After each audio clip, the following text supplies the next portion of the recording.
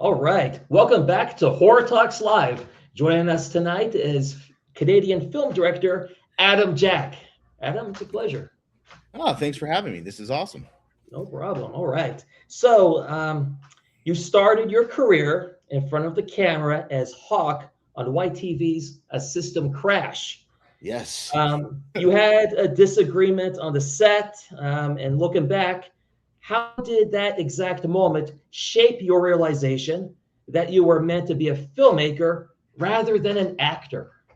Well, actually, that's funny that you know that. Well, it wasn't necessarily a disagreement. It was just I was on set and I was constantly over the director's shoulder going, "Oh, that's cool. Why are you doing this? Oh, what if you did it like this? Oh, what if we do a shot where you like push in like that and things like that?" And then I wasn't invited back for season two. But it was then that I realized that I do want to be behind the camera. And I think even as a kid, I wanted to be an actor because I think I thought the actors kind of just made up the story, they just played Star Wars and someone filmed it. Like I didn't quite understand. And so I realized then that what I love about movies is the creation and TV, the creation of it, not necessarily, being in front of the camera, even though I have also been in front of the camera quite a bit recently. So, Mhm. Plus, when you're a director behind the camera, you feel that all that stress has been removed from you as an actor in front of the camera, right? yeah, yeah. Oh, absolutely. It's much easier to sit back and watch another performance and give them pointers or critiques or things like that than it is to do that to yourself, or even just to have that pressure of living up to someone's vision when you're in front of the camera. So definitely, yeah. Because personally, if I had that choice, I would opt for the filmmaker, the director, the one guy, the guy behind the scenes Yeah, there, you know. hundred So, percent. all right. At just 19 years old, you became one of the youngest members of the Writers Guild of Canada after creating the teen pilot 4 Years to Life. What Yes. was the biggest culture shock transitioning from teenage indie creator to pitching networks like CTV? Well, uh, the thing about that was for the first stretch of my career, I worked with my writing partner Chris Carter, and we had a lot of success right out the gate. We did that teen pilot. We actually invited all the Canadian networks, CTV, YTV, Family, CBC, all to a prom themed premiere because it was a high school show. And they all showed up. We were just young and dumb enough not to realize that's not something you're supposed to do. But they showed up, and then they all had meetings with us, and several took our pitches. It was sort of the novelty at the time of the kid writers. It was the story of, oh, these kids did this thing. They shot this pilot. It's pretty good. Let's see what they have to do. And for a while, we got several development deals, actually almost too easily.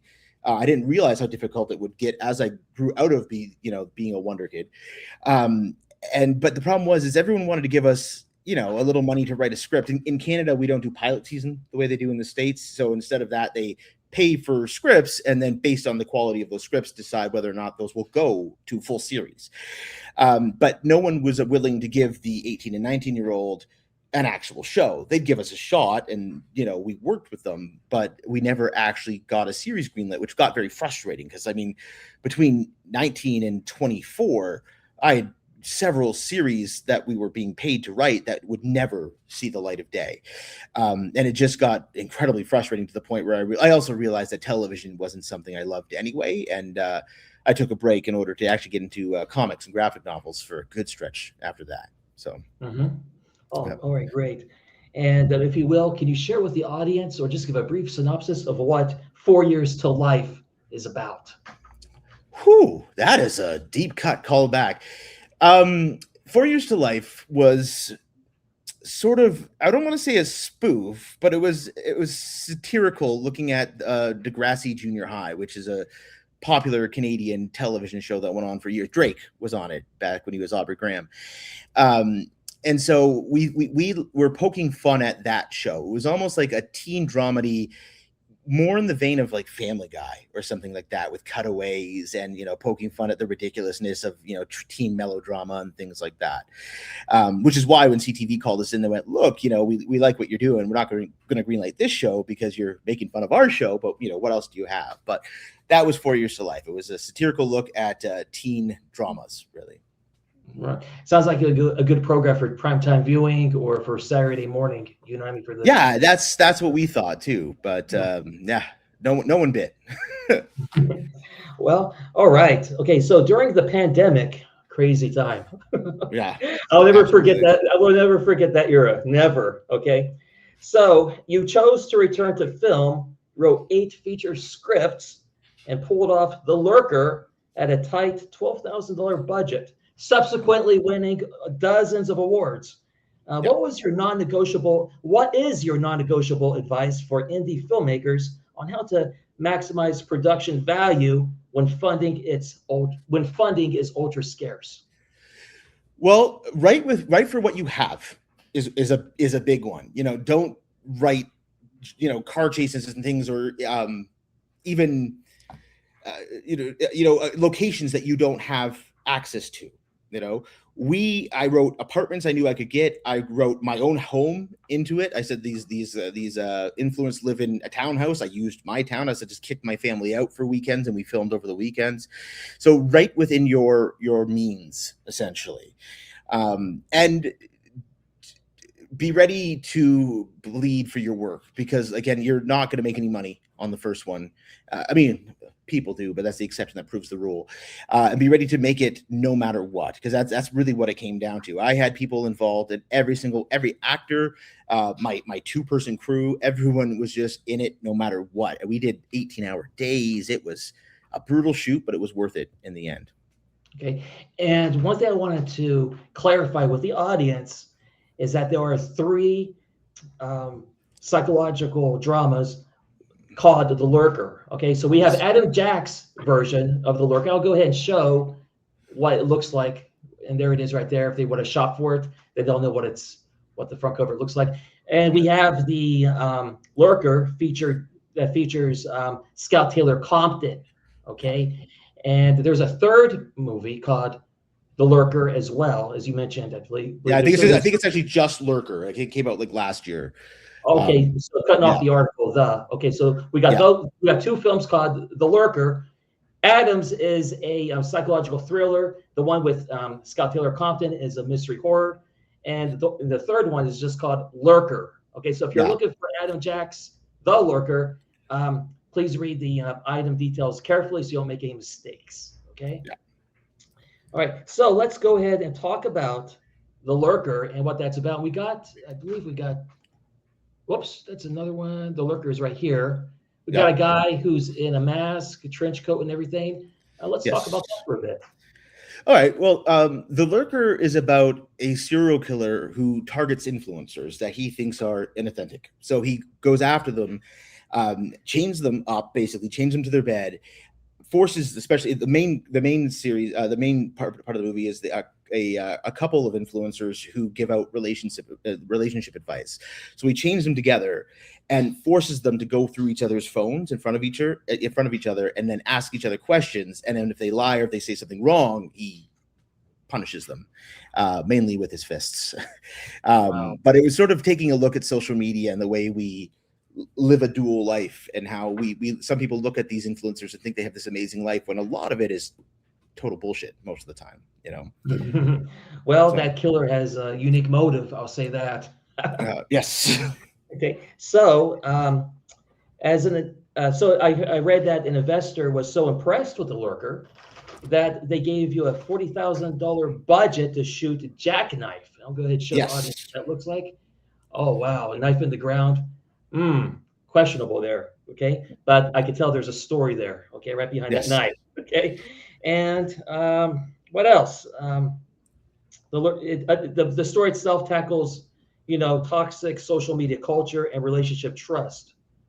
Okay, now with Jackknife, we become, it's like a tense thriller that's heavily grounded in racial tensions. Okay. Yes. Now, as a filmmaker, how do you approach balancing genre thriller mechanics with raw, necessary social commentary? Well, that's a good question. I would say thriller first. That's it. Like, I'm not with that film. I wasn't trying to, force anything down anyone's throat. In fact, a lot of the racial tension it just sort of peeks through in sections, a little at the beginning, a little through the middle, but most of it's really more of a thriller, more in line with almost something like a modern day Huck Finn story. What happens is the main character Devon, he takes his little sister out fishing. He's stuck with her. He takes her out fishing. They runs into a friend who wants to go buy some marijuana, and they find this guy in the woods where they try to buy pot from, who ends up being a weird creep and trying to grab to his sister, and he panics and he stabs the guy in the leg with a jackknife. The guy pulls the knife out, and he hit the femoral artery. The guy very quickly bleeds out and dies. And so he panics, though, and he is worried about what the police will believe, with him being a black teenager who just killed this white man in the woods. And so he freaks out because of everything he's seen in the media, and he convinces his sister that they have to just run. They've got to get to Canada because their grandmother lives there, so they're trying to cross the border and get there because they're afraid of what the police are going to do. So a lot of it is they're running from a chase that's not even happening through a big section of the movie, and it's more just about what they're concerned. Although the guy's brother is a bad news guy, and he starts coming after them anyway, and they don't realize it. But yeah. Mm-hmm. And that's very interesting. And I think that's something that will be placed on my A list to watch. Okay. I'm definitely going to see that one you can check. That one's on Tubi, so you can check that one out there. Tubi? All right. Yeah. Okay, great. Now, your latest film, okay, I think I have it right here.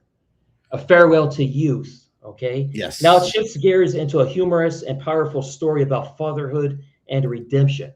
And it won first prize for Best Comedy Feature at the Rhode Island International Film Festival. Yes. What drew you away from thrillers and toward a softer, more comedic look at family dynamics? Well, the funny thing about that is I write all over the place. So with A Farewell to Youth, what happened is with Jackknife, we were screening at the Beyond Hollywood International Film Festival back in 2024. And a good friend of mine, my old film school roommate, Matty Carteropol, came to see it. And I hadn't seen him in about 20 years, not since we were in LA going to school together. And he loved it. He said, hey, we've got to do something together. And I had a flash. I had this idea for this story. It's semi-autobiographical. The movie follows a washed-up screenwriter who, when he was 17, gave his daughter up for adoption and has become a womanizing asshole ever since. And then one day, the 18-year-old daughter shows up at his door and says, hey, I'm pregnant. I don't want my parents to know. Can I stay with you until I have the baby, and then you can help me navigate the adoption process? And they kind of go through that. Now, that part of my life, that never happened. That was just what if that came to my brain. But I did have a child when I was 17 who I did put up for adoption. And so that what if kind of grew into this story. And I started writing at the film festival. And I wrote the whole thing probably in under a month. I had that whole thing knocked out into Maddie. And then that was April, and by August we were filming. So right. We'll go ahead and show Maddie right here. We got a picture of him right there. He looks like someone taken very seriously. Yeah. No, he's a talented actor, and he's noted to have acted in Jurassic World, The Free Man, and Stranger Things. Okay. Yes. And as you just partially mentioned, is that you guys were friends. You reunited on the festival circuit, and he placed him as the lead role for A Farewell to Youth. And now, how did your shared history change the collaborative energy on set with Maddie? It was interesting to fall back into our groove very easily, actually, because again, I hadn't seen him in probably almost 20 years. And it was just like going back to film school again, because we did all of our movies together back then, and it was just so much fun. And for him, I mean, he's been working on some big projects. He had just come off the SpongeBob Sandy Cheeks movie, and then came down to do our under $100,000 film where, on a big budget, you're shooting maybe 5 pages a day. Right. The one day we shot 17 pages in one day. There's scenes we are just at a diner going back and forth at the beginning, middle, and end of the film, and we just shot those all in one day. And it was like theater, really, because I had the camera people just going, and we were just bouncing back and forth off each other. And it was amazing. It was stressful. It was hard, but at the end of the day, it was worth it. And we both were like, okay, we got to keep doing this. So. Oh, sounds cool. Sounds like you guys had fun, doing this. Oh yeah. And he looks like a fun guy to work with, He is. He's hilarious. He always has been. Funny story about him, actually. In film school, he introduced himself as Waldo. And so, and he was wearing this I mean, the guy's 6'4", first of all. Really? Like actually like 6'5". He's huge. I'm a tall dude. I'm like 6'2", but like he towers over me by a bit. I'm 6 feet, so Okay, yeah, but he's wearing a Rastafarian hat when I first meet him. He's wearing a Lion King the Play T-shirt, and he seems like this crazy stoner dude who's just like, hey, I'm Waldo. We lived together from September to December in our condo in LA. I get a call. I pick up the phone, and still landlines back then. And I get a call going, hey, is Matthew there? And I go, Matt, no, we don't have any Matthew. She goes, oh, Waldo. I go, hold on a second. Walk into his room. I'm like, Matthew? I've lived with this guy for like 3-4 months. I didn't even know his real name. But yeah, that's the kind of sense of humor that he has. So Awesome. Yeah. All right. So now during your filming career, and this happens, we take a moment, these momentary pauses, we take breaks and everything. And you mentioned in the beginning of our interview about your comic book publishing company. And yes. You had got that started. Please tell us about that, if you will. Well, yeah, when I got sick of TV, what happened is actually one of my friends approached me, and he had this massive idea for this story called The Merciful, and he was pitching it to me because he wanted to do a TV series about it. But he pitched me in for 45 minutes of backstory, and then he was like, "Oh, this is where the story started." I was like, "Stop! No, this what you just pitched me is the story." It was like a Christopher Nolan version of how zombies start, where it was really grounded in reality. But he was justifying these zombies.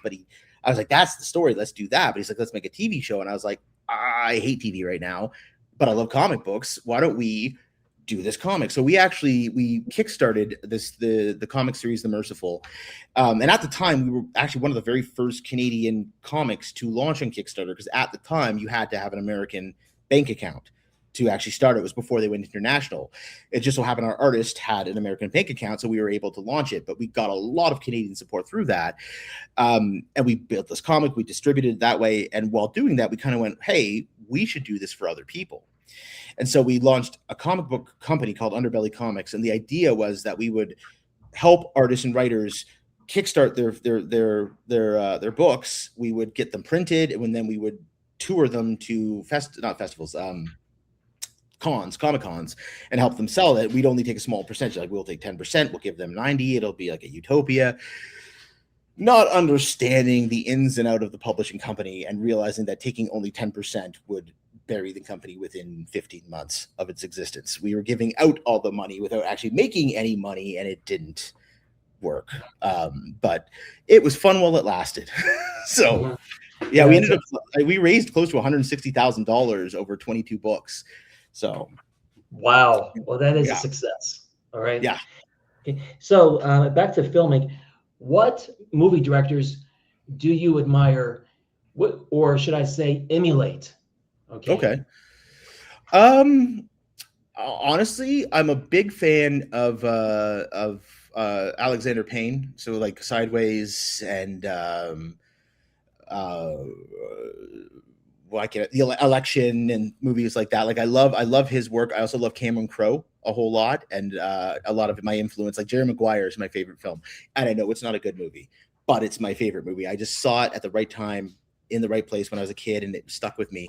But I also love like Larry Clark, which is kids and bully and the dark gritty side of things as well. And then also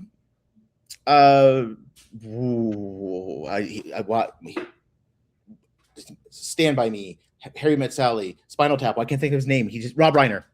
The works of Rob Reiner. Okay. Yes. Rob Reiner is a huge influence on me as well. So yeah, his what happened, last year was unspeakable. I mean, absolutely, it's so tragic. I couldn't believe it. In the Oscars, the in memorial to him was.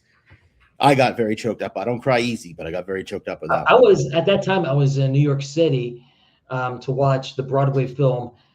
What the heck is it called? It was one with Bruce Willis, To Die, so I forgot the name of it. Let me see here. Yeah. Okay, Death Becomes Her. That's it. Death Becomes Her. Oh, yes, I love that movie. Right. I didn't realize they did a Broadway show that. Yeah, it's there, and it was a very colorful performance, very theatrical. And I was in my hotel room, when I had received the report of Rob Reiner's Murder. I was like, oh my god. He was such Yeah. I remember him on screen as being such a easygoing, happy-go-lucky guy. You Yes. know, like someone you always want to have around. And all that stuff. And Yeah. the good guys always go first. You know what I mean? I know it's awful, but yeah, It that's is. with my even with you when you asked, my jumping back and forth genre wise from like something family and heartfelt. That's sort of the influence there. Is I want to be able to do Misery and then turn around and do When Harry Met Sally if I want to, and that sort of thing. So, Exactly. So, if you ask me what who my favorite director is, I'll go with James DeMonaco because I'm really okay, into dystopian horror, dystopian fiction, and I'm uh, really enamored with his Purge series. You know, okay, I just want to see more of those films made. I'm just yeah, obsessed with Purge. yeah. But anyhow, let's share with our audience where they could find your movies and your comic books. You said Tubi, correct? Yeah, Tubi is where you can find Jackknife. The Lurker is actually nowhere. Oh, If anyone wants, though, if they reach out to me on Instagram, I can send them a link to watch it. My Instagram is at AdamJack. I can send you the Vimeo link to watch it there. all right. The issue with it is we shot 1080p, which is not 4K, and it's just not quite up to distribution standards. And to be honest, I love the movie. I think it's a great story, and you'll enjoy it. You'll get into it. You'll watch it. But quality-wise, again, it's a $12,000 movie, and it's not quite at the point where I'd want to put it out for distribution.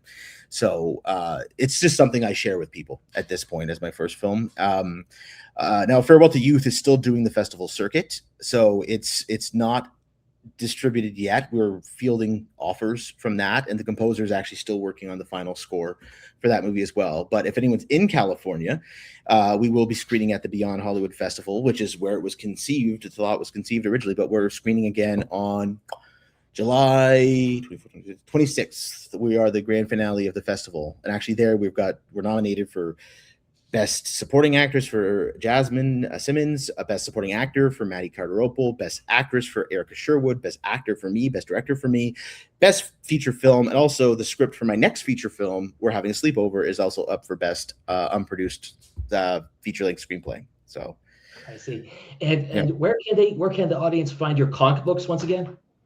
They, again, are non-existent. So what happened was that through my company, they used to be sold on underbellycomics.com, but that no longer exists. So there's a handful left in my garage. If anyone's interested, I'll just send it to them.